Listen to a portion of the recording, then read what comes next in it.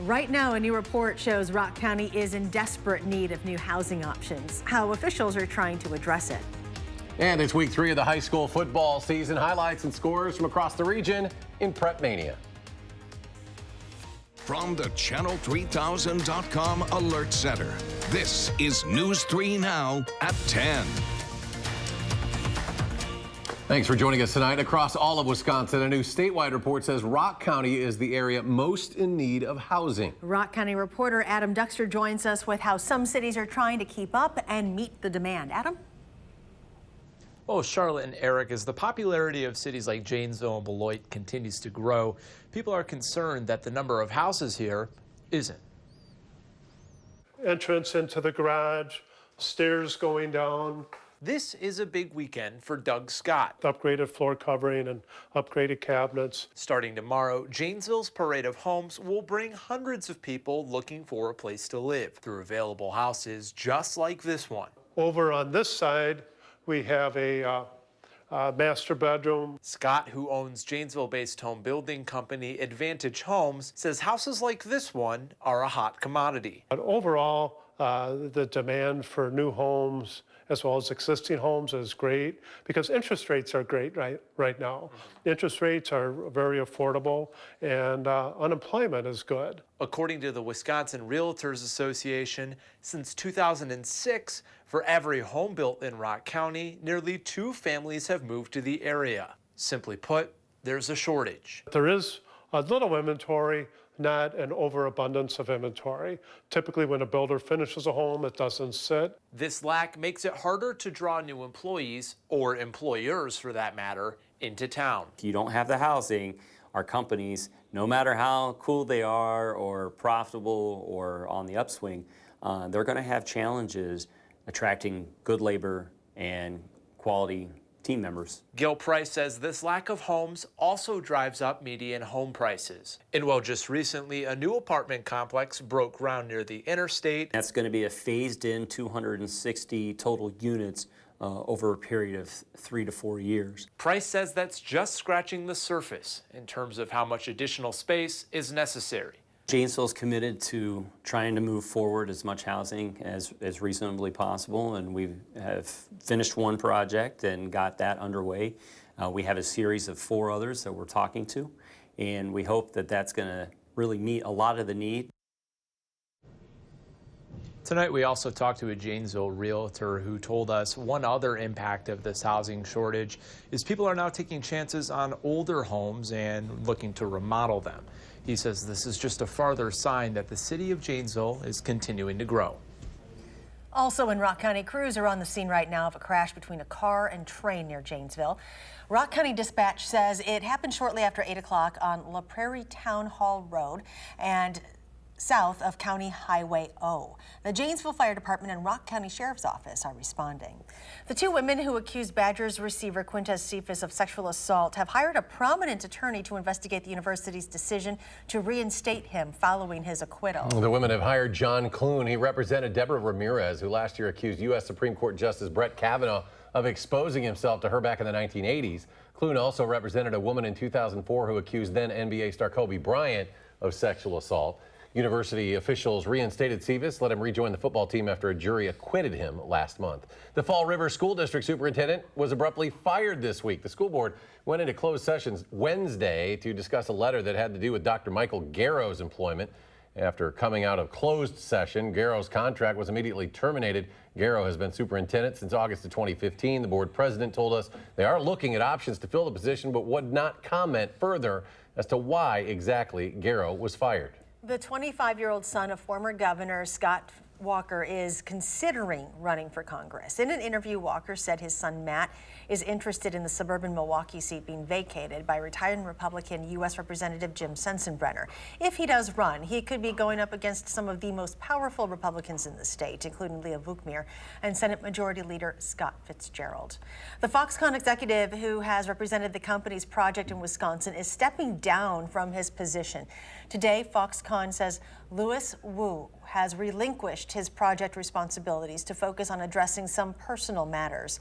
Foxconn says Jay Lee, a deputy chairman and board member, will take over that role. Hurricane Dorian slammed into North Carolina's Outer Banks this morning, coming ashore as a Category 1 storm. It's now headed out to sea. Forecasters say it may skirt the coast of New England over the weekend. Hurricane and tropical storm warnings and watches are in effect as far north as Canada. They'll stay that way throughout the weekend. Meteorologist Dave Caulfield now joins us with our first alert forecast and an update on the storm's path. Dave? Well, Eric, right now, Hurricane Dorian is a Category 1 storm with maximum winds of 90 miles per hour. And the good news is it is really moving quickly, especially compared to the last couple of days, moving northeast at 25 miles per hour. That storm is going to continue to move to the northeast into the northern Atlantic by later this weekend, but still could impact spots like Halifax as a Category 2 hurricane. Live look in Madison on the WISC-TV Skycam. We're not even seeing any clouds right now across southern Wisconsin with clear skies. Temperatures at 60 degrees, north-northwest wind at 3 miles per hour. That dew point comfortably in the mid-50s. Some other temps down to 55 in Watertown, 63 in Janesville, and 58 in Lone Rock. Wind speeds have calmed down compared to where they were earlier this afternoon when we were post-frontal, getting those gusts of about 25 miles per hour in Madison. Nothing like that overnight. Pretty calm, in fact, with temperatures falling into the lower to middle 50s. Partly sunny skies tomorrow morning before clouds on the increase during the afternoon. We'll go over timing and frequency of rain chances into next week in your first alert forecast in just a few minutes. Countless turtles are killed or injured crossing roadways every year, and they also pose a significant risk to drivers. But thanks to a project between the State Department of Transportation and UW-Stevens Point, that number is dropping. While crews were resurfacing this highway in Portage County 5 years ago, a wildlife tunnel was put in to help direct animals under instead of over the road. And the data speaks for itself. Turtle deaths have been reduced from nearly 60 a year before the tunnel to about 10 a year now. The Dane County Sheriff's Office has 20 new deputies. A graduation and swearing-in ceremony was held today.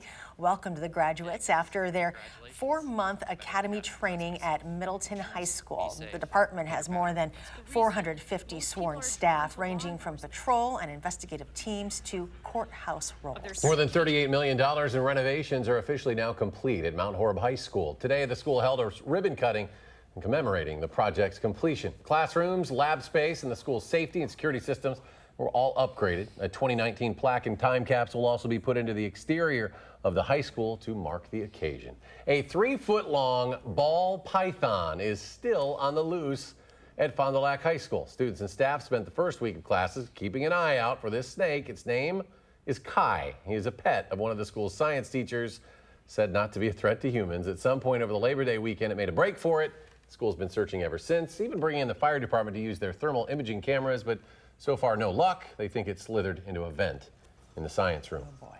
Still ahead tonight, your full updated forecast for the weekend ahead. Plus, buckle up. It is week 3 of the high school football season. Melissa, Kim, and Kevin Lewis have scores and highlights from around southern Wisconsin. Coming up next.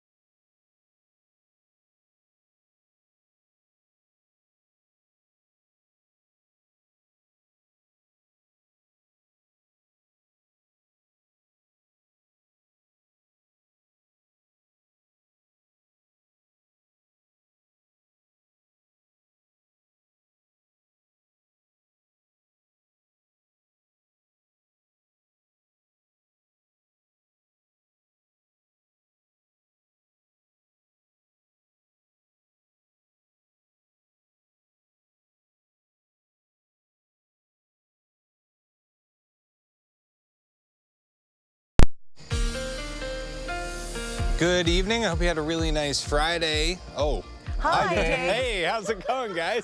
You were doing great. Just keep going. Yeah, we were just testing you. Sorry we interrupted. Go right Like you ahead. weren't even there. Sorry about that. So, as I was saying, it was a pretty nice Friday overall, with the clouds being here early in the morning, but then we did see that sunshine during the afternoon and evening. How red is my face? I can't tell. Doppler track is showing some clear conditions across southern Wisconsin and much of the upper Midwest. We don't need to worry about that rain moving in until we get to early on Sunday, so we should be dry for any plans that you might have on Saturday. Not very sunny, however. Madison on the Edgewater Skycam. Nice shot of the Capitol there with clear skies behind it. The almanac for today with that sunshine. We did make it into the mid-70s, so a little bit below normal for this time of year. Started off right around 60 degrees this morning. Temperatures right now are at 60 degrees in Madison, so we're actually at our low temperature of the day right now. 63 in Janesville, 62 in Monroe. As far as Badger football goes tomorrow, again, I think the rain will stay away. Seasonable temps,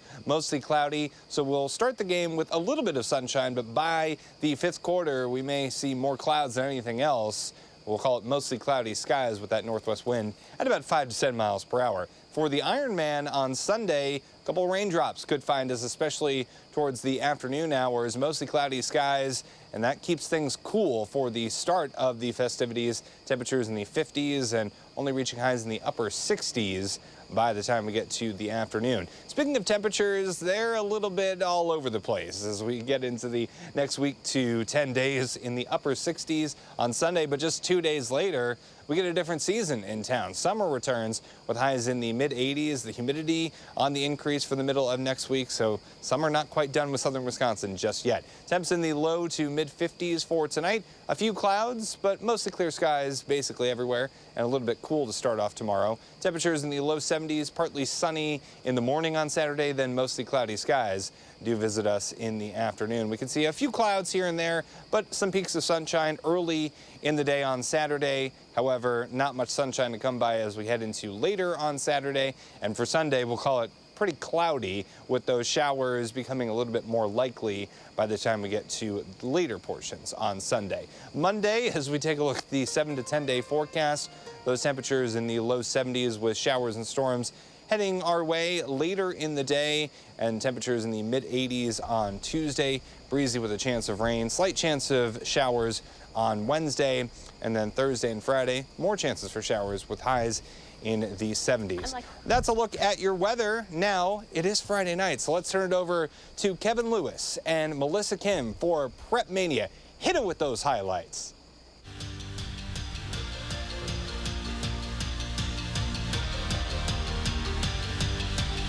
Dave Caulfield making a bid to be on the show next week, I think. I Wow. Hello and welcome to Prep Mania, only on News 3 Now, alongside Melissa Kim.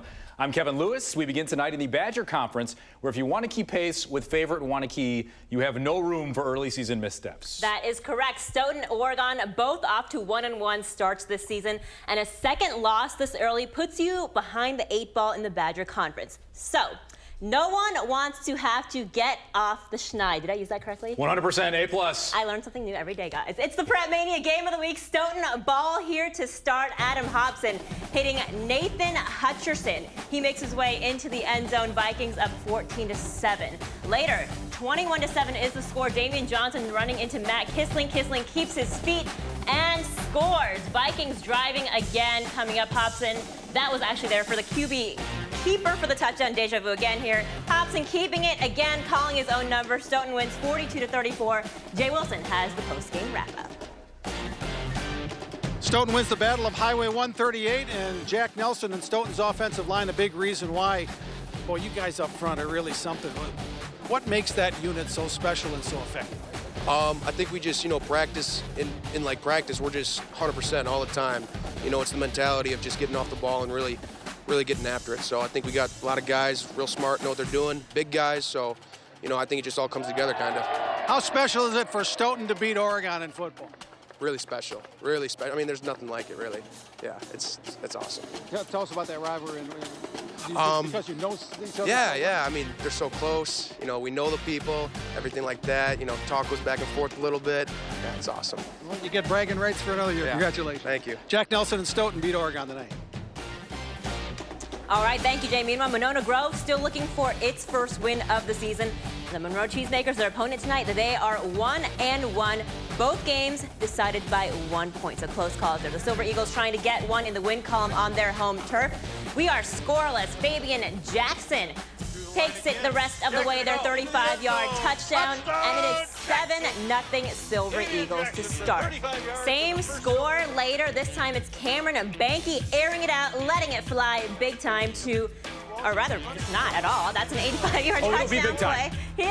That's still a big play there. Big play. Henry Walsh there to the house. Monroe Grove winning its first game of the season at 39-29 over Monroe. Meanwhile, some other scores here in the Badger Conference. Wanakee undefeated still 64-21 over Beaver Dam. DeForest, big win over Reedsburg, shutting them out 28-0. Mount Horeb Barneveld with its first win of the season over Portage with a 3-point win there. And Badger South opener between Milton and Fort Atkinson. Evan Jordan and Dane Nelson connecting for 2 touchdown scores in that win.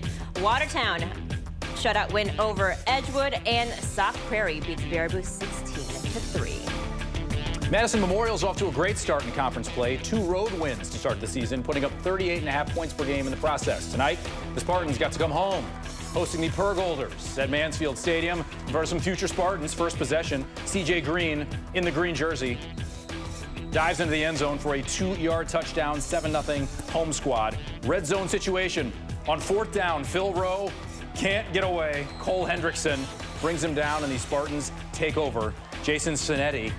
Love the retro jerseys, by the way. Some Orlando Magic action. Cinetti thought about throwing and then thinks again. He tucks it. He's going to run. And he's going to run some more. And he's going to run to his left. And he's going to keep running. A lot of running here. I mean, if you don't tackle him, what's the big deal? 78 yards. Would get tackled inside the 10, but he would punch it in for a score himself, calling his own number. Memorial wins 42-7. The final. Verona riding shotgun atop the Big 8 Conference. Wildcats hosting 1-1 Janesville Craig. Opening kickoff. Blake Jones, some good distance on the kick. Jackson Aker, some better distance on the return. He's really fast. Maybe not that fast, but we only have so much time in the show. 81-yard touchdown, 7-0 Verona. 12 seconds into the game, then it's Adam Beck's. Haken Anderson. I said we say Haken Anderson's name every week, and we're going to keep it up. 31-yard score. It's 14-8. Wildcats have some track speed. Beck's, Graham Steer. Graham's dad said his son's kind of a track stud. I tend to believe him. 60 yards for the 6-pack of points. Verona wins 49-8 over Janesville Craig. Lucier Stadium. 2 teams, the 500 mark. Beloit Memorial. Madison LaFollette, first half. Lancers up 14-0. Griffin Obernieder. Oh, he doesn't play for you. David Gray, 15-yard pick 6. 21-0 LaFollette. Later, Lancers, Ben Probst. To a guy on his team, Jacobian Prather in the end zone, making it look easy tonight. Lancers pitch a shutout, 33-0, the final on their home field. 2 other scores from the Big 8 Conference. Sun Prairie rolls 52-10 past Janesville Parker, and Middleton gets a little West Side bragging rights with Madison West, 23-12, the final there in week number 3. And meanwhile, a couple of Capital Conference crossover games to take us down the home stretch of this first block of Prep Mania. 2-0 Lodi looking to stay perfect in week 3. Hosting Marshall. Ooh, nice moon tonight. Beautiful night tonight for some football. They're looking for their first road win on the road. Scoreless here. Lodi quarterback Quinn Faust faking the handoff, runs in untouched, unscathed. 7-0 Blue Devils. Next time, Faust hands it off, this time going for something a little different. Colton Nicolai punches it in from 3 yards out, 14-0 Lodi. Faust sharing again, because sharing is caring, obviously. Yeah. Tosses to Lucas Hayrup. He runs it in from 5 yards out. Lodi wins 42-0. Columbus now, they're 2-0 undefeated on the season. I love the neon tonight. Lots of neon action tonight. 1-1 New Glarus. First half action here. William Cotter hands it off to Caden Brunell. He'll do the rest. No big deal. 13-0 Cardinals. But New Glarus Monticello, they've got some plays here too. Darius Shute finds Josh Weezer for the 15-yard touchdown, but they're down 19-7. Columbus ball again. Brunell again. Rinse and repeat. You know what's coming here. Touchdown, Columbus. Cardinals win 46-17. Battle of undefeated teams. Potosi Cassville against the defending state champion, Blackhawk Warren. First quarter, Blackhawk Warren ball. Ethan Williams, the fake, keeps it, 8-yard touchdown. Warriors up early. And then special teams. Caden Mills, the blocked punt, the block punt and the swarm That would lead to, guess what? Another touchdown by the Warriors. This time, Jalen Rufinacht. 4 yards into the end zone. Warriors up 16. They hold on to win 24-12. They double up Potosi-Cassville. Conference matchup between another 2 unbeaten teams. Lancaster visiting Darlington. The lights never get old at Darlington. Second half, Redbirds' Braden Davis. The strike to Jordan Rankin for the 10-yard score, but Redbirds trail 26-13. Later on, Flying Arrows striking back. Lancaster. I love the Flying Arrows mascot. Ever since I moved here, I'm like, how unique is that? They would punch it in, lead by 19, Darlington not giving up. Why would they? They have tradition, they have ground game. Redbirds down by 9, and Lancaster pulls away in the second half to remain unbeaten. Eyebrow raiser, 46-21, the final in week number 3. And don't move, because if you do, come back in 3 minutes and 15 seconds, because there's more football headed your way after the break. It's sort of like the J.J. Watt Bowl, kind of, next.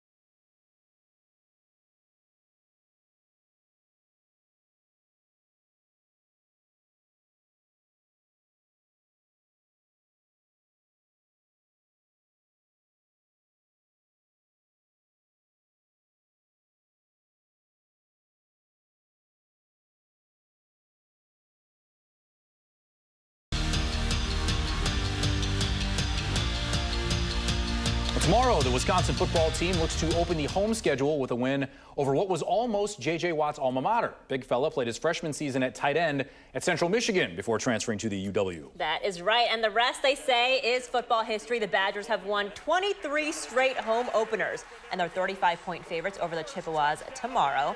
Running back Jonathan Taylor, he's bringing running back, as we keep on saying, started with a bang on the road. but there's truly no place like home. Waiting for it for like 9 months. Been waiting for it a long time. Finally get to come back home to Camp Randall, to our fans. It's one of the best stadiums in the world. You want to be the best you can be, and you know, everyone's trying to message that. And you know, at some point, each individual's got to take that message and put it to use. Meanwhile, the Packers defense stole the show last night, sacking Mitchell Trubisky 5 times, allowing 254 yards and forcing the only turnover of the game. An interception by former Bear Adrian Amos there, the free agent brothers, Zadarius and Preston Smith, who aren't biological brothers. They're happy with the start and what they see moving forward. We talked about it the whole week. We've been preparing. We did a great job at practice, man. We did the little things right. And we keep harping on the little things, man. We're going to be dominant and be great as a team. But how you feel about it? And I feel like, man, it's just a building block, man. This is the start of something great, man. Yeah. Guys got their head on straight. We're going to go out there, man. We're going to watch the film, be critical of ourselves, come out next week a whole lot stronger. The Crew hosting the Cubs. Top 3, Nicholas Castellanos has been amazing with the Cubs since he came over from Detroit. Solo homer gives the visitors an early 1-0 lead. It would not last. Bottom 3, the MVP steps to the dish with 2 aboard. And you know how this ends. Number 44 just misses Toyota territory. Brewers win 7-1 the final at Miller Park. And finally tonight, Minnesota Duluth hosting Minot State. Minot's Corey Kergnen muffs it, but then he scoops it, and then we all know what's going to happen Safety, next, right? Nope, Oh. Watch this. He's going to take it all the way back. That's a 104-yard touchdown, sped up a little bit. Watch the block at the end. Doink. Ooh, that's a good one there. Duluth, though, they won the game, unfortunately, after that. 52-7. Special teams, they got people. One. It's fine. They got one. Whatever. It's okay. Thanks once again to the people behind the scenes who make Prep Mania possible. Kim, Dave, Steffo, Brian, all the people on the floor and in the booth, many thanks. And we'll see you next week for a little West Side bragging rights. Middleton at Madison Memorial in the Prep Mania game of the week. Well, one more break, and we finish things up.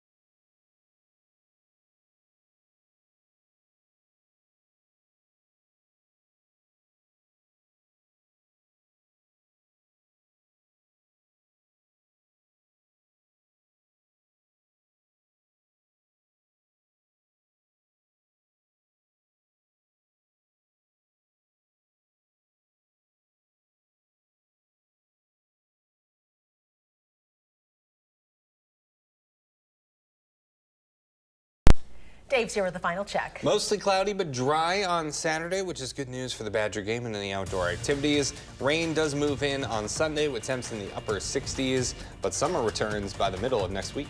Thanks for joining us for News 3 Now at 10. Do something good and have a great weekend.